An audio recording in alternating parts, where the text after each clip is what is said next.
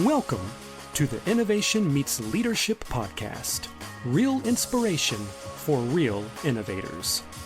If you're looking for innovation and leadership transformation, your journey starts now. Welcome to the Innovation Meets Leadership podcast. I'm your host, Natalie Born. Hey, look, I cannot believe it. We have recorded over 145 episodes across 4 seasons, and I personally cannot believe that this season is coming to an end, which makes me really sad because I felt like this was such a great season with so many incredible guests. Well, I want you to hit the subscribe button because I'm really excited about season 5 as I've been preparing in the background to launch it. Look, you know my new book is out, Set It on Fire, The Art of Innovation. I'm going to take you through 10 chapters. Each episode, I'm going to take you through a chapter of this book. It's truly a playbook for innovation. We're going to get into some frequently asked questions, some how-tos, and we're really going to dive deep into innovation in this next season. This is your playbook to get started. Whatever your idea is, whatever your dream is, whatever your vision is, this is how you're going to get started. This is your playbook. So I'm so excited. Make sure you subscribe. And as we head into this conversation with Krystal Parker, I just want to tell you a little bit about her. First of all, she's an incredible friend of mine. She is a smart and amazing strategist. She's a former executive of a Fortune 200 publicly traded oil and gas company. She has over 25 years of experience in organizational management. She's led hundreds of union and non-union employees, and under her leadership, she provided J.D. Power award-winning customer service to more than 2 million customers across the U.S. She is also a best-selling author. Can't wait for you to learn about her book. And she's a professor. She teaches graduate and undergraduate classes. She's also the president of the United States and Central Florida Chamber of Commerce. She's an incredible woman, really smart, and I cannot wait for you to dive in and hear more about her. Listen in with us now. Well, you don't really grow up thinking that you're going to get into oil and gas. So, there's a story there for sure. I actually went to college. I grew up in a very small town, 300 people, dogs, cats, dead people, all included in that census. And ended up in college, dropped out of college with 21 hours left, go back to my small town in Midwestern Kansas. And that's where I started stocking shelves in a truck cart store, and it happened to be a subsidiary of one of these big oil and gas companies.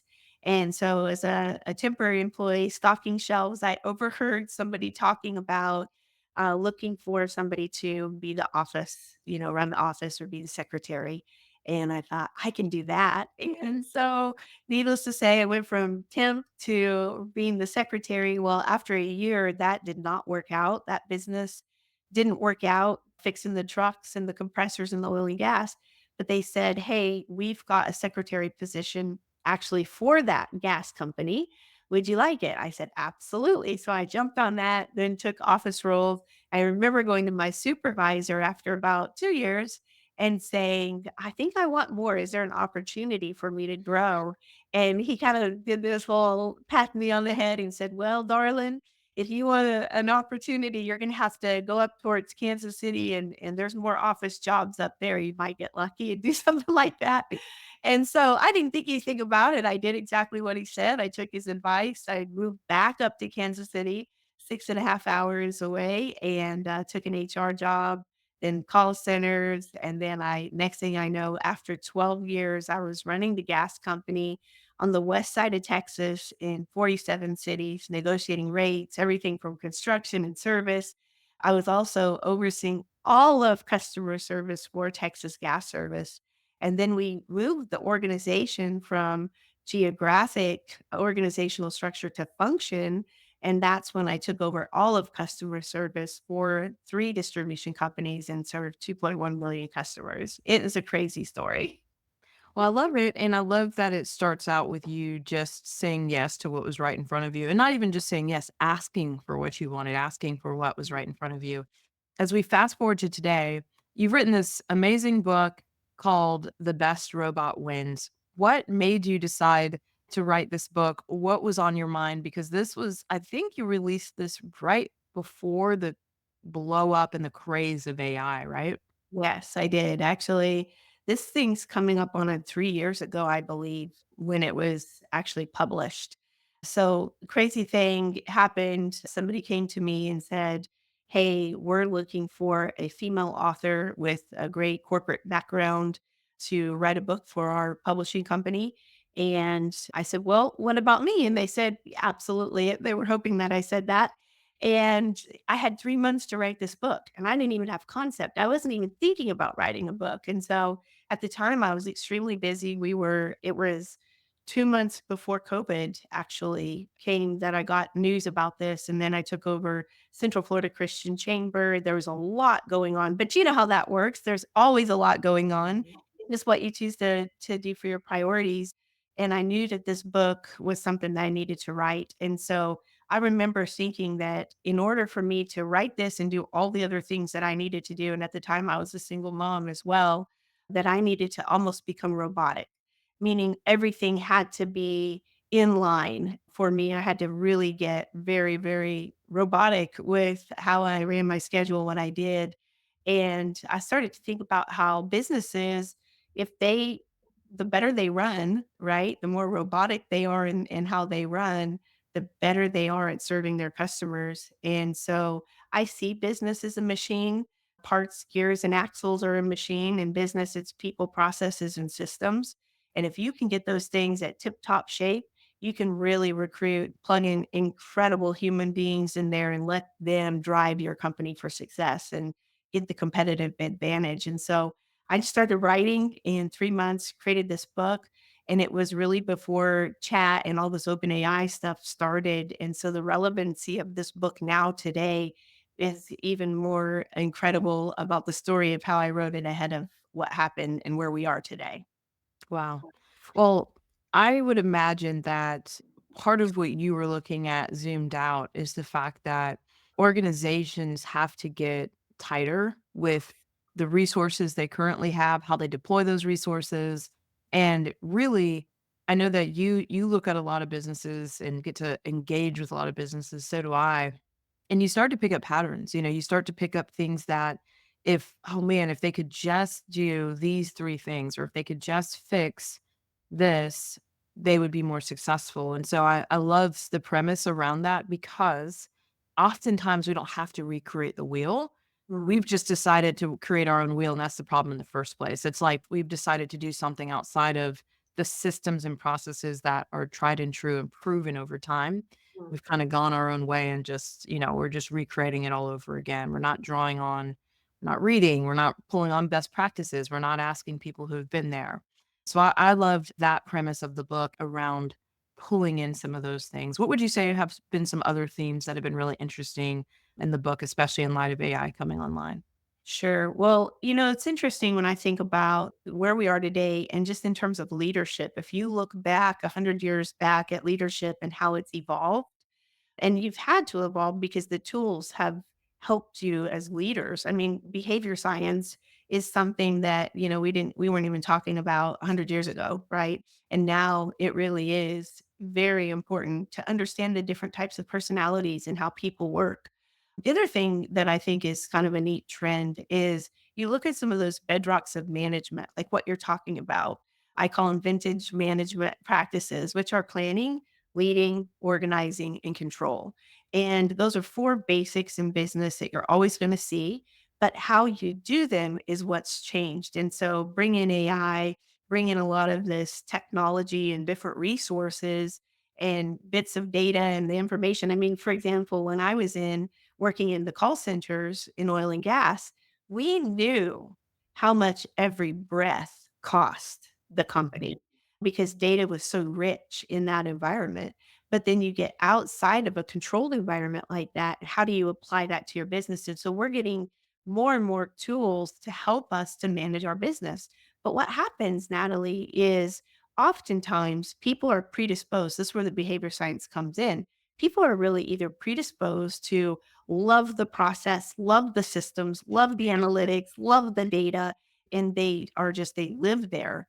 And then you have people that love the people, love the relationships, love all of the leadership stuff, and they live there. And what I see in companies, I'm sure you do too, is if it gets too much one way, one sided, then it creates a problem. So if the company gets too analytical and too focused on processes and systems and that, they forget about the human worker. And if the paradigm shifts too far the other way, where it's all about the people, then they ignore the analytics and they are not able to manage their company well. And so finding that pendulum just to get rest right in the middle of people and processes and analytics to run the company and using automation when possible. And it's really creates an incredible environment for the human workers when they get plugged in because it's simple, there's efficiency, it increases engagement, increases in communication, and their ability to do their job is so much easier than dealing with a lot of complex things that they shouldn't have to worry about. And when you can create an environment like that for your workers, your ability to gain a competitive advantage increases significantly. This is so good. So, we have a concept that we teach in our team, and it's called results and relationships. And that's exactly what you're leaning into. Typically, we're all wired to focus on one heavier than the other. Like you talked about, some people are more relational. So, they focus on the relationships. But as you and I know, Crystal, we can be so phenomenal relationally, but if we never produce results, you get fired. On Mhm. the other hand, you can be awesome with results and you can drive results. But if you've left a wake of dead bodies behind you because you're not caring about the people, then you're also not going to make it either because you focus so much on results that you lost your care for the people. And the best leaders hold that tension of results and relationships. And I love that you brought this to the table because to me this is a fundamental principle of not only leadership but also innovation is Yes. that constantly we have to drive the two results and relationships. And so this to me is kind of the bedrock of being a good leader. Mhm. Yeah, and for innovation and just really being able to position your company into where we are today to be an effective company that stands the test of time. Because right now we're seeing companies start and die very quickly if they don't understand these principles. And I would just say this too, it's a learned opportunity for leadership, but it's also if somebody thinks that they can do it all themselves, you're misguided and misinformed.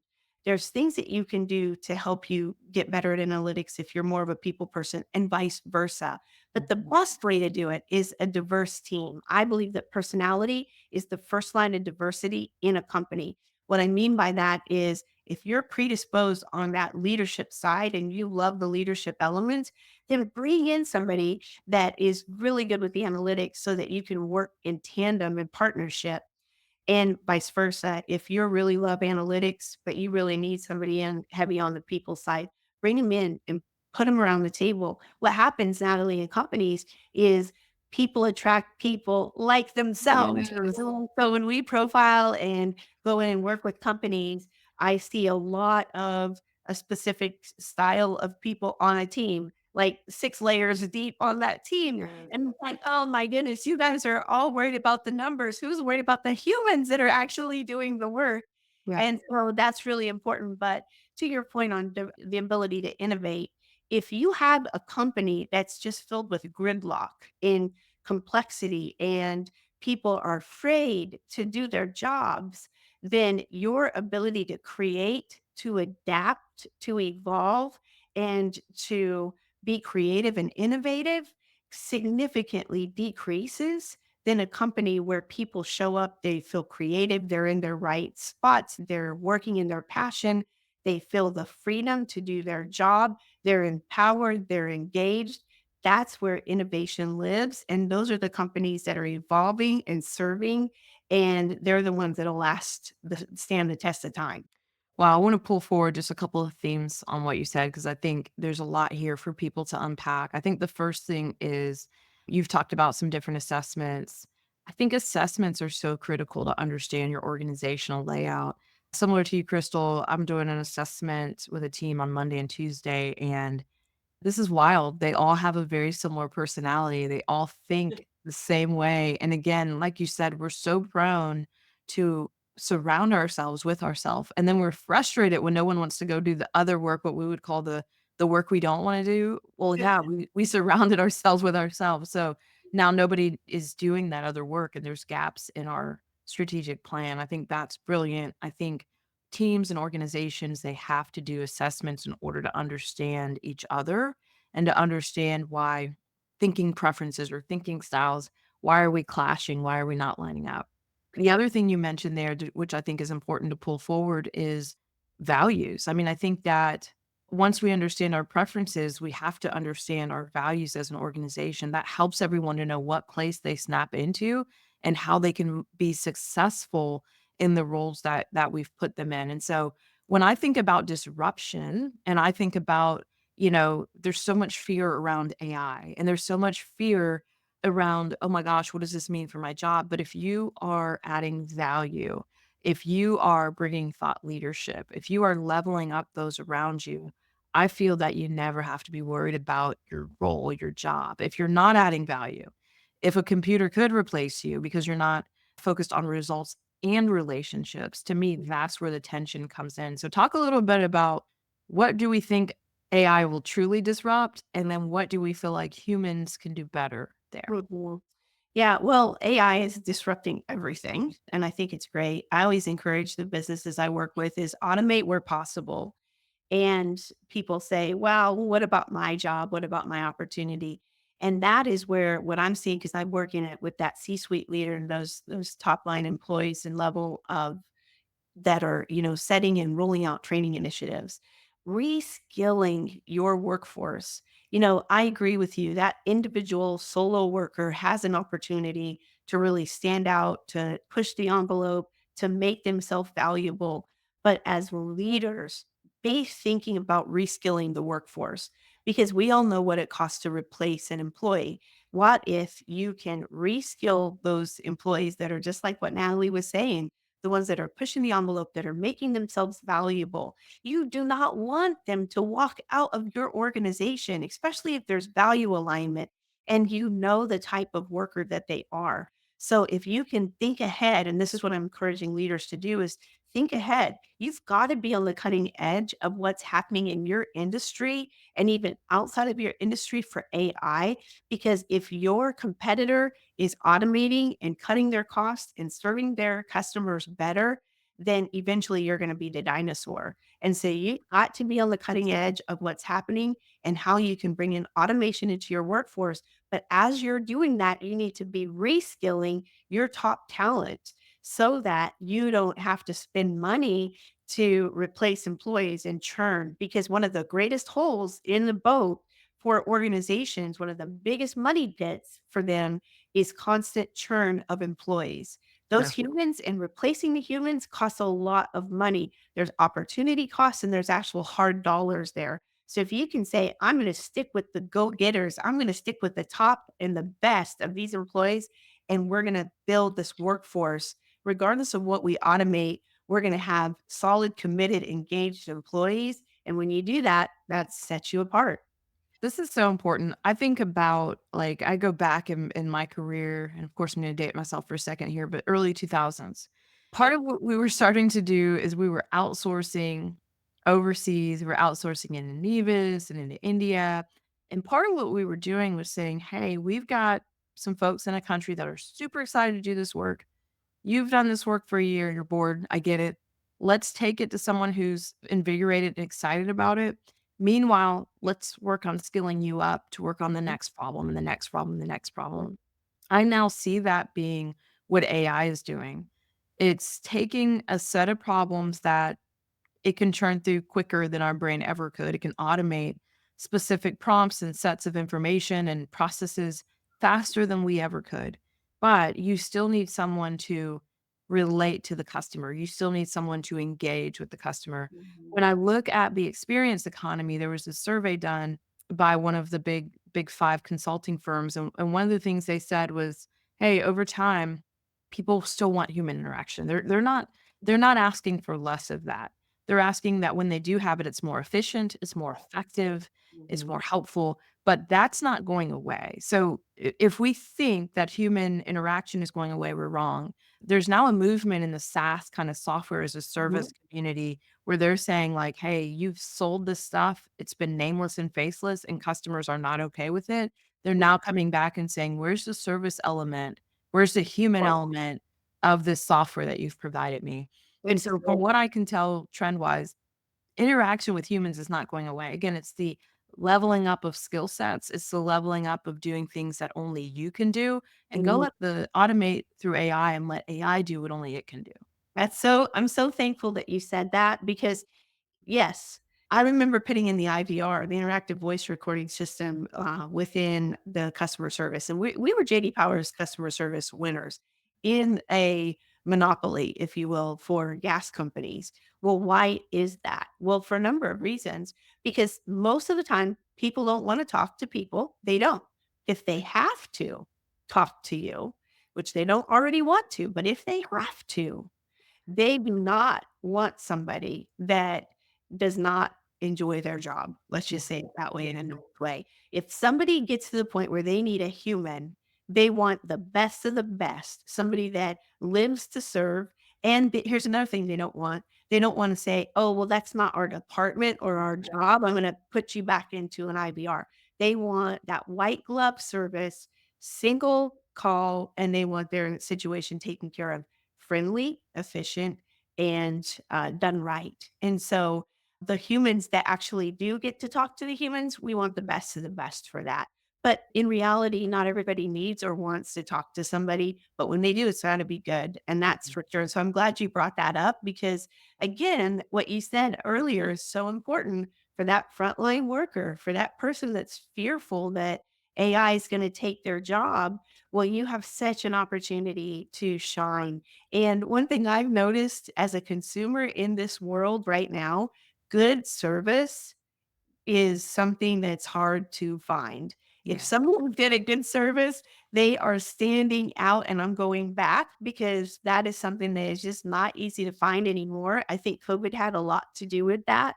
And this is really a part of why I wrote the book in the sense that when you have people plugged into what they're good at, again, back to behavior science, back to finding the right role, finding your passion, and then getting out of the way and letting them do what they do, it just changes the way the whole organization runs. And you're not having a bunch of obstacles within the organization, and your customers see it. One of the stories I tell in my book that I love to share, I live in Orlando, so most people know us as like Disneyland, so we definitely go on rides, and my daughter and I were at Universal Studios, and we got stuck on one of the rides, one of the Harry Potter rides, and at first, they were trying to fix it, and it was one of those mystical places, like, you're going through and you're flying and all this, and we got stuck, and then for a while, then all of a sudden, we started hearing voices, and we're, like, looking at the spiders. Well, let me just put it this way, they turned on the lights in this ride, which Wow. I got to see behind the scenes of everything that made this magical and mystical place. And now I'm seeing, oh, that's how they hung the spider. Oh, those are green screens. Oh, the thing I'm in that I thought I was flying is actually some sort of a pod. And oh, and here's, all the things. Well, your customers don't want to see all that. They want the experience. They don't want to see behind the scenes. And so the better that you can use automation to create this seamless experience for your customers, and then when they do operate with the humans, make it amazing, it is gonna change the game. I love that. They don't wanna know how the sausage is made. It's funny, my husband and I will watch the behind the scenes after I've watched a movie. I get so interested in it. I'm like, "Oh, I wanna know more about these people," and he's like, "Don't do that. That ruins it for me." He's like, "I'm leaving the room. I don't wanna know what goes on behind the scenes." So, I love that you said that. Customers, they don't wanna see that. They want to feel the experience, and so that's a beautiful way of thinking about it. And I bet that was a pretty fantastic experience to see the lights turned up and be like, "Oh my gosh, this is insane, all that's actually goes on behind the scene." Natalie, it's funny because every time we ride that ride now, my daughter will say it before me. She says, "I know, mom, you wrote about this in your book." It's a big family story every time we get on that ride, but it really was a great lesson for me and a great reminder. That's so funny. So I want to ask you this from two different angles. So if a founder or business owner, let's call him a mid-sized business owner, is listening right now, and he or she is thinking, okay, what are the top three things I need to do? I believe you, I'm bought in. We're not doing any of those things that you mentioned today. What are the top three things they need to do? And then I want to pivot and look at the individual who's saying, oh my goodness, I see the advances in AI. They're coming for my job. What are the top three things I need to be able to do? So let's talk company, mid-sized company, and then let's talk individual. Yep. So mid-sized company, number one thing is get to know how they're using AI in your industry, what tools are available, become an expert, really learn what's happening, read articles and see what's going on around you. Number two thing I think that I would counsel you to do for your company is to get an idea of what's the shadow IT. What I mean by that is start to understand what are your employees using outside of work that's helping them to do their jobs? There's a lot of shadow IT that's happening in companies right now. And you may say, well, we have a lock. We know what's exactly happening on our computer systems. Yeah, you probably do. But your employees, if you've locked out chat, if you've locked out some of those tools, they're likely using their own and bringing it into the workplace. So get an idea what's happening there so you can give your employees the tools they need. And then number three is start to look at how do I reskill the workforce and start to create a culture of development and reskilling, especially those top leaders and top workers in your organization. So, those are the top three things I would do. To the individual employees that are thinking, gosh, I'm seeing this coming down the pipe. Well, I would say to you this number one is you too become an expert. See what's happening in your job. Like, so for example, if you're a call center agent, then take a look at what's going on around you so that you can start to get those skills. Don't wait on Mr. or Mrs. Employer to send you the skills to reskill you. Take some initiative and ownership and do it yourself. I see a lot of people where I teach at the university. I have a lot of people that are not traditional students coming through university. And I'm not saying that that's the right path, but I am saying there's opportunities that you can take to really be prepared and prepare yourself for that next role, that next opportunity for yourself. If you just kind of sit back and watch it happen, it's hard to really feel like you've taken ownership because it's your life, it's your paycheck, it's your job, it's your career, and it's your opportunity to really become a leader. And so take those opportunities. Don't just come to work, check in, check out. Really take that opportunity to grow outside of the workplace. I think that's the best thing you could do. I love this. Thank you so much for your time. So, where can people get your book and where can they find and follow you? You can get my book pretty much anywhere books are sold. It's called The Best Robot Wins. It ain't personal, it's just business. And you can find that anywhere. You can also go to my website, intentandimpact.com. It's www.intentandimpact.com, or you can go to thebestrobotwins.com. You'll find me there. Catch up with me, join me on LinkedIn, and it's Krystal Parker, MBA. I look forward to connecting with you. Wow. Well, I love this conversation. Thank you so much for joining us and talking a little bit more about your book and also just this space, which, gosh, is blown up since you wrote your book. It's almost like, somebody upstairs might have told you to write it. So it's pretty cool. I love it. Thank you for your time, Crystal. It's pretty awesome to get to connect with you again. Thanks so much. God bless. Well, to our listeners, thank you for joining the Innovation Meets Leadership podcast. Remember, don't just get out of the box, break the box and set it on fire. Let's go transform something. Thank you for joining us for the Innovation Meets Leadership podcast. Be sure to subscribe to our show on iTunes. Follow us on Instagram or Facebook at Innovation Meets Leadership, and visit our site at innovationmeetsleadership.com for more innovation resources. Hey, my new book is out, Set It on Fire, The Art of Innovation. Click on the link to learn more. And don't just get out of the box, break the box and set it on fire. Let's go transform something.